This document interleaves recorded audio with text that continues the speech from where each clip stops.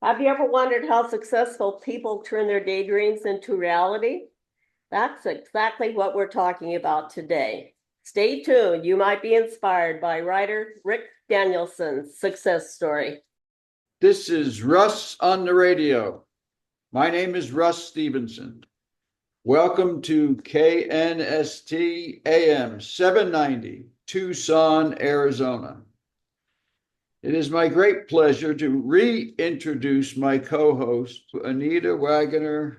Hello, Anita. How are you this morning? Hello, Russ. I'm great. You're great. I'm just great. And good morning to you, Rik. How are you? Good morning. Good morning. Everything Rik. okay? Everything's fine here in Central Arizona. Oh, great. Glad to hear it, Rik.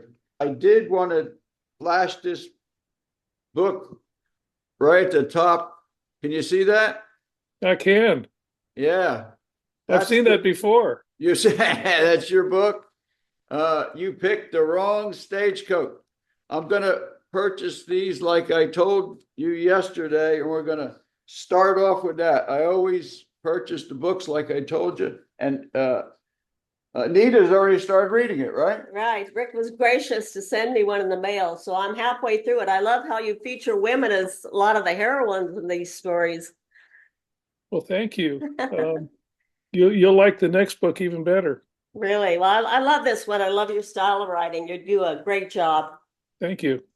We're excited. So if you could give us I have some quick background here I want to ask you about, Rik, and you can go right in and start talking. But you studied at Trinity College Bible and Theological Seminars, right? That's how you started your life? Well, actually, I'm an Arizona kid, and when God called me into the ministry, I went to Grand Canyon College. Everybody knows that today is Grand Canyon University, but back in the good old days, it was Grand Canyon College. Got a degree there.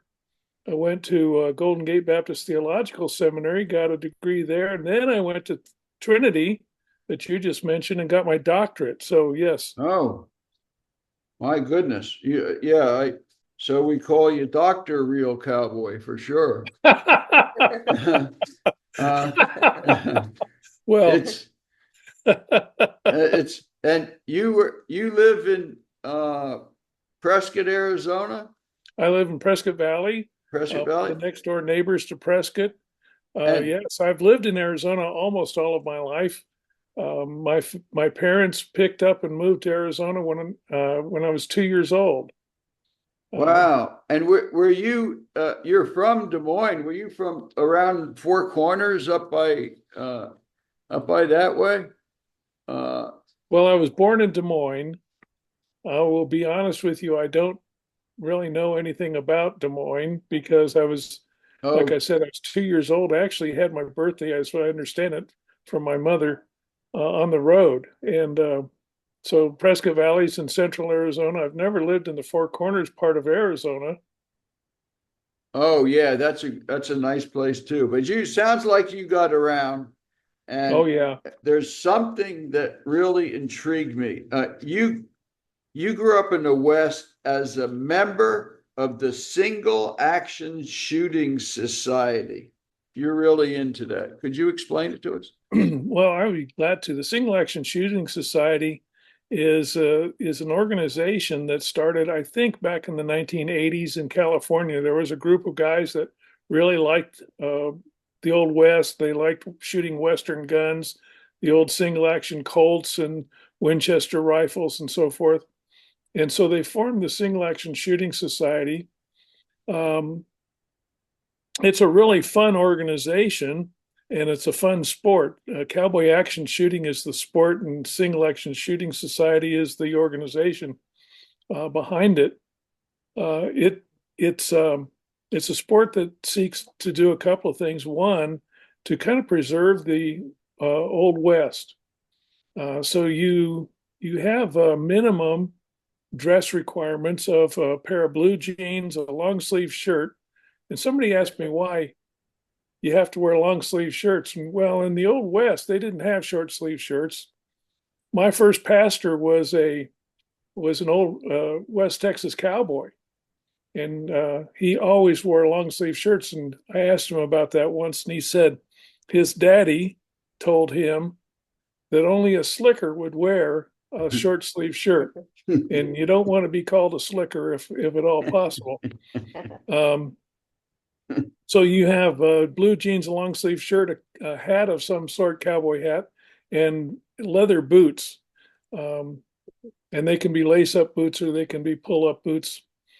And we shoot two 6-shooter pistols, revolvers, a lever action rifle like a Winchester, and there's companies that make those replicas, and a shotgun. And most guys will shoot a double barreled shotgun, and some guys will shoot a 1880. I think it's an 1887. No, excuse me, 19 something. Pump action shotgun like the ones they used in the movie The Wild Bunch. If you're familiar with that, they use Oh, those yeah.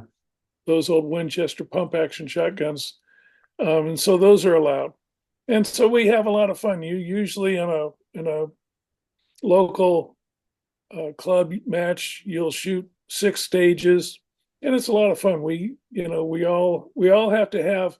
If you're a member of SAS, you have to have an alias. And Okay, you have to come up with a cowboy alias, and they have a way of figuring out who's got what. what's And yours, so Rick? my What's your alias is, well, thank you. My alias, I actually took it from one of the characters in that book.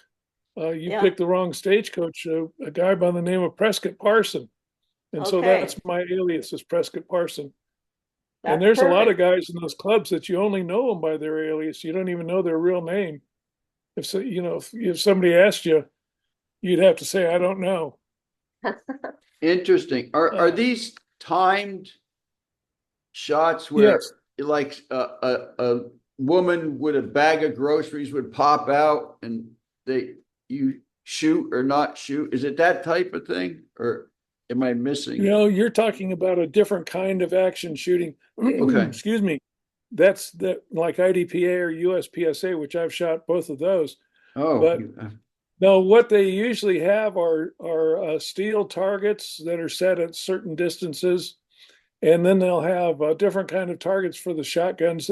Sometimes they're knockdown steel, sometimes they're gongs that you have to hit, and uh-huh. in some cases you'll have a flying target.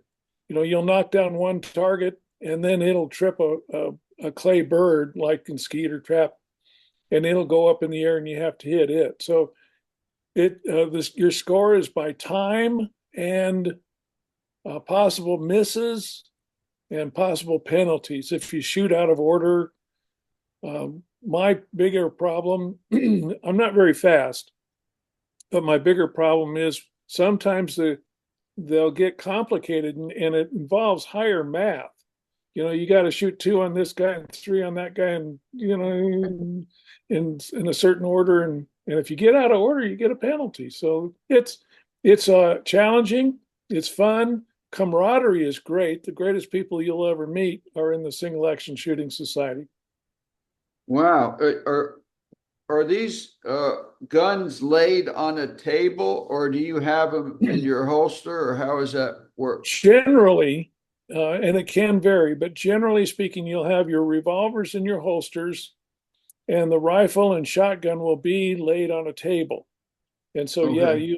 it'll again the scenario, the stage will call for you to shoot in a certain order. You shoot your rifle first, your pistol second, your shotgun last, or it can be any order. And you'll have to figure out how you want to do it. What's going to be the most efficient way to solve the problem? Yes, and you are continuing the Western way of especially using the old time pistols and rifles. You Yes. continuing this in Western way of thinking and handling yourself, and I really like that, and that's what our show's about, and we Yeah. appreciate it. Yes. Could we go into a little bit of the church and how you became a Christian and how has that affected your life? And Absolutely. I would be glad to talk about that. So, looking at me, you all would not know that I'm an old hippie from the 60s. Okay. Shoulder length hair, and I won the beard growing contest way back in 1970, 71, because I had a beard down to my chest. oh wow. But God was doing a wonderful work during that period of time. We call it the Jesus movement. And some people shared the gospel with me, and I came to know Christ as my Savior. And after I became a Christian, I sensed a call to ministry. I knew a Baptist pastor. He had worked for my dad in construction work, and I started going to his church. He's an old Western guy. He was an old West Texas cowboy. Had worked ranches all of his life. He was actually the manager of the Hearst Cattle Company at one time. He told me before he became a Christian, the only thing he couldn't do is chew tobacco and drink whiskey at the same time. But he came to faith in Christ, and he said he was only a layman for 30 minutes because God called him to preach on his way home from church. He was just a wonderful man, one of the greatest influences in my life. And so God called me to preach, and my pastor was convinced me I needed to get an education, and that's when I started going to Grand Canyon College. And from the time I was ordained until the time I retired was 47 years. So I was 47 years in active ministry, serving in Arizona and California. Wow, that's incredible. Let me ask you one very important question, and the answer to this question will direct us for future questions. So, being a pastor and being a cowboy both have to get up early in the morning. Who gets you up? Who would get you up first?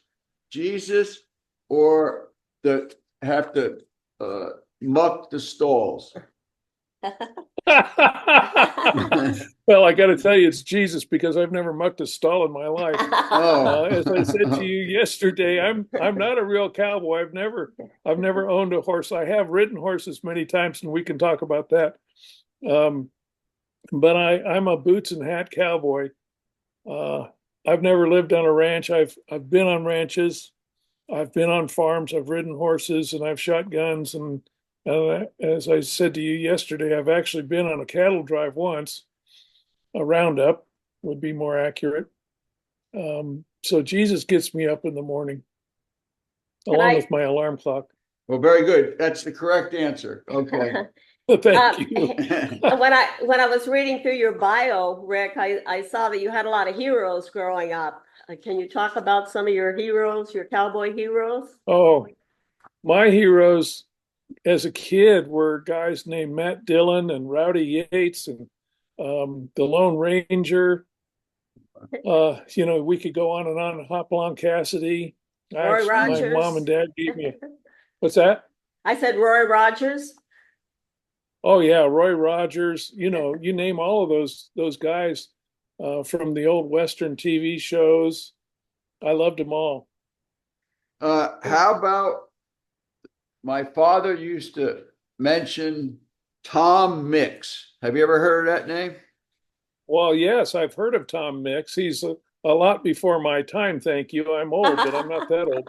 But I actually live probably about 12 miles from an old Tom Mix ranch. There's a subdivision here in the Prescott area that used to be Tom Mix's ranch. I've been on that property. That's really interesting. There are so many important figures in the West and the movement toward the West. It's incredible, and it seems like you knew a lot of them. Let's go back a little bit. I was on the radio show. Let's see if you remember this fella. His name was Imus in the Morning, Don Imus. Did you remember him? I don't know that name. Well, he grew No. up, he was born, I believe, in the Prescott area, and he started he had a ranch for kids with cancer, and he was a shock jock, and he's since passed away. But why did so many people come from so many Western people like yourself come from Prescott? What was the draw? Was there a draw? Well, Prescott, in my opinion, I've lived in the Phoenix area. I've lived in the White Mountains in Arizona, and I've lived, and I've lived here. I've been all over Arizona. And I would say personally that the Prescott area is the ideal place to live in terms of temperature. Typically, we're 15 to 20 degrees cooler than Phoenix.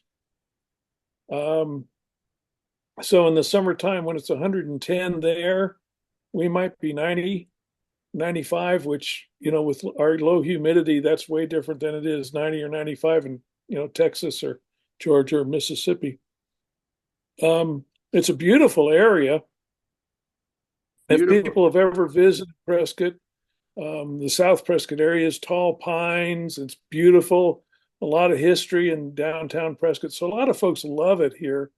I want to discourage anyone from moving. We're full up. We don't need any more folks. Traffic's getting to be like New York City around here. So, stay home. Good idea. I'm not a member of the Chamber of Commerce, obviously. That's funny. I'm looking at your book, Rick. The back page, you picked the wrong stagecoach and other short stories. Where was that picture shot? That picture is actually shot in Jerome, Arizona. Oh, Jerome, that little town. Yeah, there's Yeah. Yeah, Jerome's an old mining town. Back in the late 60s, early 70s, Jerome was considered a ghost town. Hardly anybody lived there. I actually knew an old man that lived there, but hardly anybody did. And in some recent last few decades, it's become a real artist haven, a tourist attraction. So tons and tons of people go up there. But yeah, that was shot in Jerome. Now, is that everybody talks about Jerome? I've never been there. I hear it's a whopping good trip. There's not much there but a bar, right? Oh, no. Well, there's bars and there's a few restaurants. There are, tourist shops, t-shirt shops, artists. It's a real artist colony. There's only a couple of hundred people that actually live there. A lot of the people who work there work down in the valley. It's up on the mountains, Mingus Mountain, in Yavapai County, but it's on the Verde Valley side of Mingus Mountain. So a lot of people live in Cottonwood or Clarkdale and drive up to work every day. It's quite an interesting place. One of the big bars there is a real attraction to motorcycle enthusiasts. Let's call them that.